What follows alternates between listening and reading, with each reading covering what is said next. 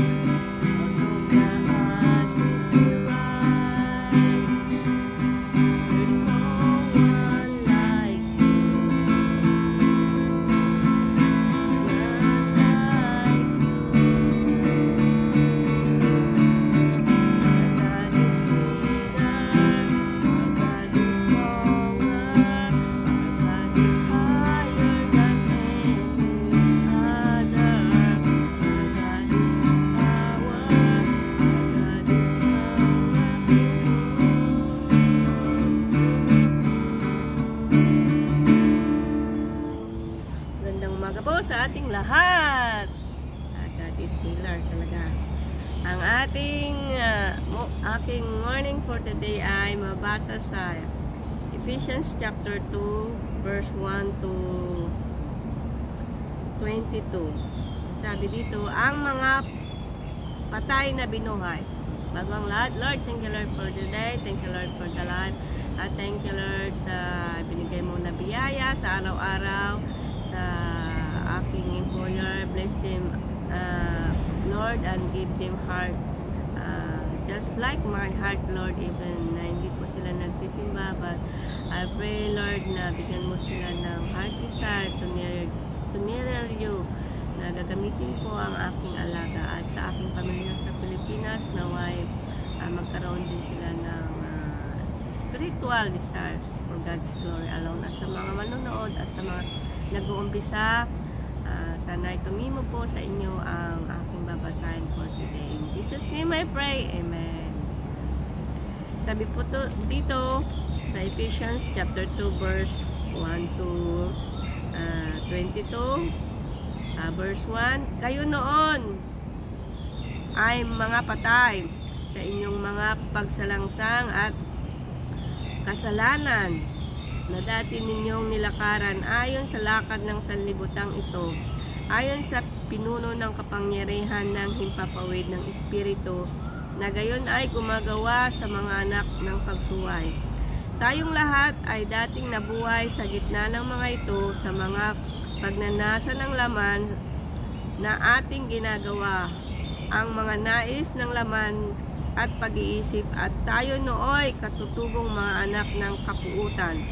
Gaya naman ng mga iba, ngunit ang Diyos palibhasa, mayaman sa awa, dahil sa kanyang malaking pag-ibig sa atin.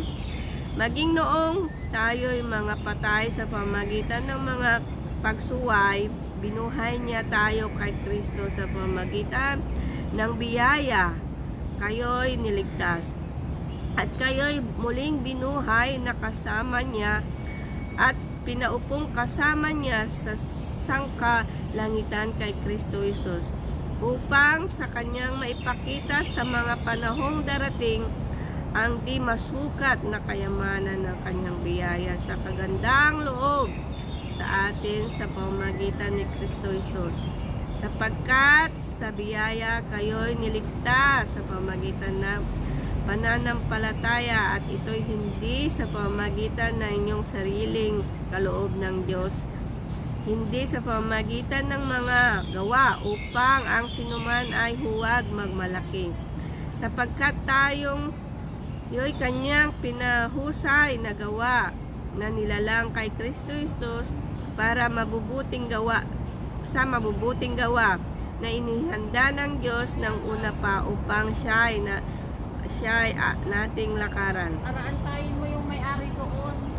Kaya nga, alalahanin ninyo na noong una kayo'y mga hintil sa laman, tinawag na dituli ng mga tinawag na tuli sa laman na ginawa ng mga kamay ng tao. Na ng panahong iyon, kayo'y walang Kristo, iwalay sa pagiging mamamayang Israel at mga dayuhan sa mga tipan ng pangako, walang pag-asa at walang Diyos sa sanlibutan. Subalit ngayon ay na kay Kristo Jesus kayo na noong unay ay malayo, ay inilipat sa pamagitan ng dugo ni Kristo, sapagkat siya ang ating kapayapaan na kanyang pinag-isa ang dalawa, at sa pamagitan ng kanyang laman ay giniba ang gitnang pader ng alitang humahati.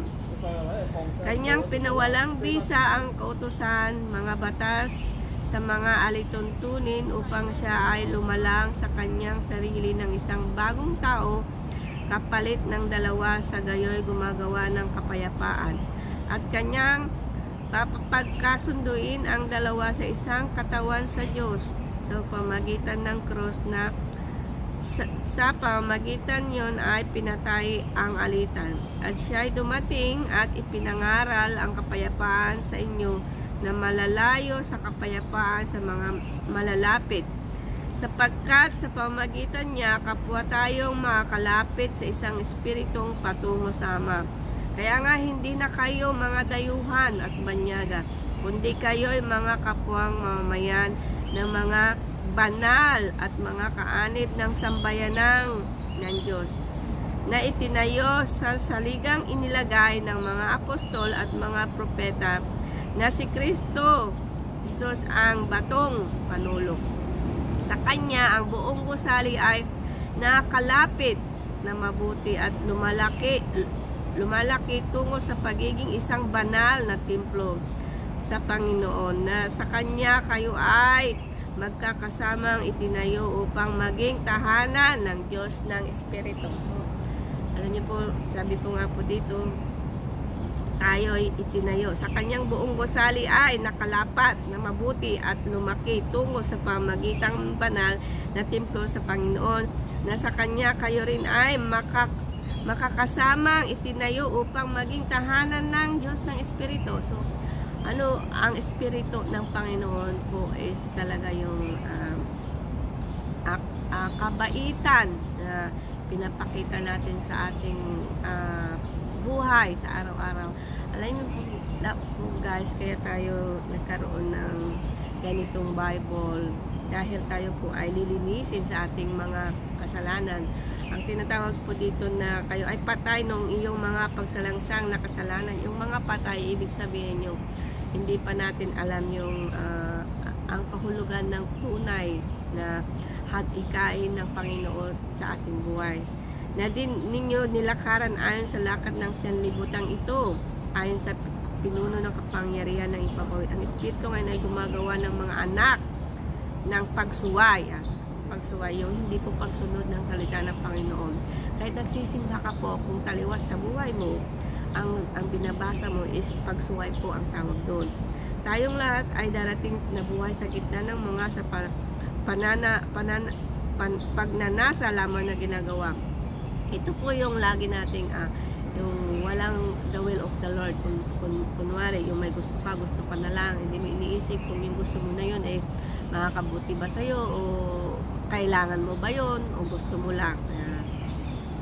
Laman at pag-iisip, tayo ay katutubong anak ng kapuutan, gayon ng palibhasa mayaman sa awa ang kanyang malaking pag-ibig sa atin. So napakalaking awa po ang ibinigay talaga sa atin ng Panginoon dahil sa pamagitan ni Jesucristo na anak niya ay tinubos niya tayo sa ating mga kasalanan, na ang sinumang manampalataya sa Kanya continuously ay magkakaroon ng buhay na walang hanggan.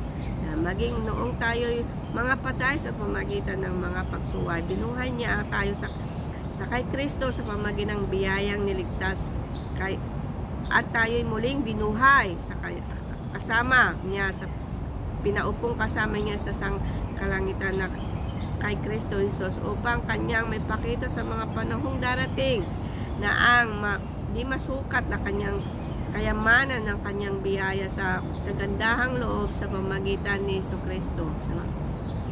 Sapagkat sa biyaya kayo'y niligtas sa pamagitan ng pananampalataya. Yan, napakaliwanag po dito.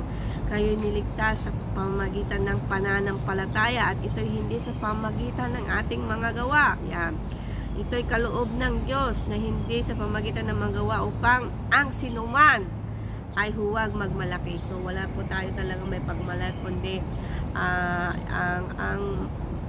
ang may binigay ng ni Lord na anak niya na si Jesucristo na tayo matubo sa ating mga katawang makasalanan. Yan, di po ba? Hindi sa pamagitan ng awa upang sino man ay huwag magmalaki. So wala po tayo talagang may pagmalaki. So therefore wala po tayong masasabi na kahit ang yaman mo na ang sikat mo na, ang galing mo nang mag-preach pero wala naman sa gawa. Hindi po yun ang sukatan kundi ang paglakad ng matuwid sa pamamagitan ng mga gawa. Yun na ang mga tinatawag yung mga espiritong magaganda. Kasi marami pong klaseng espiritu.